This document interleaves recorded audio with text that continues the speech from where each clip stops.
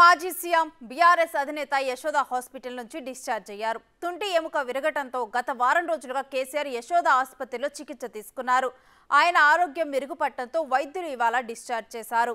6 వారాలకు పైగా విశ్రాంతి అవసరమని వైద్యులు సూచించారు. పూర్తిగా కోలుకోవటానికి 8 వారాల సమయం పడుతుందని తెలిపారు.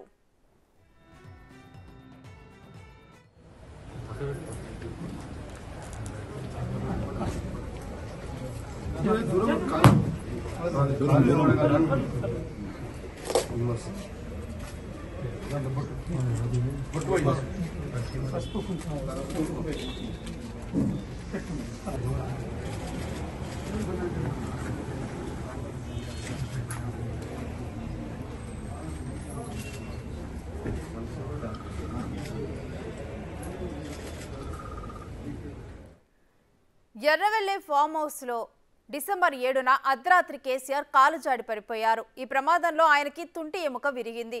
దీంతో హుటాహుటిన ఆయన్ని కుటుంబ సభ్యులు సోమాజిగూడ యశోద హాస్పిటల్కు తరలించారు.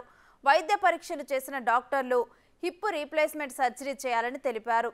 డిసెంబర్ 8న సాయంత్రం ఆపరేషన్ను పూర్తి చేశారు.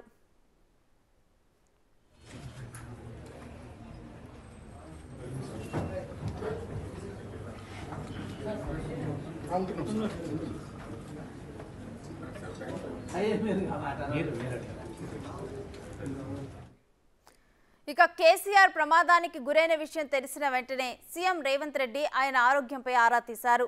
మెరుగైన వైద్యాన్ని అందించాలని వైద్యులకు సూచించారు. ఇక డిసెంబర్ 10న స్వయంగా సీఎం రేవంత్ రెడ్డి యశోద ఆసుపత్రికి వెళ్లి కేసీఆర్ని పరామర్శించారు. ఆరోగ్యం గురించి స్వయంగా ఆయన అడిగి తెలుసుకున్నారు. కేసీఆర్ త్వరగా కోలుకొని అసెంబ్లీకి రావాలని సీఎం ఆకాంక్షించారు.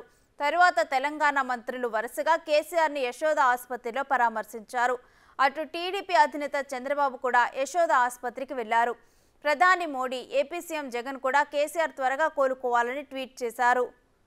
సినీ ప్రముఖులు చిరంజీవి, నాగార్జున కూడా స్వయంగా ఆసుపత్రికి వెళ్లి పరామర్శించారు. కేఏ పాల్ కూడా కేసీఆర్ కోసం యశోద ఆసుపత్రికి వెళ్లారు. ఇక ప్రతిరోజు బీఆర్ఎస్ నేతలు, కార్యకర్తలు వందల సంఖ్యలో ఆసుపత్రికి తరలి వెళ్లేవారు.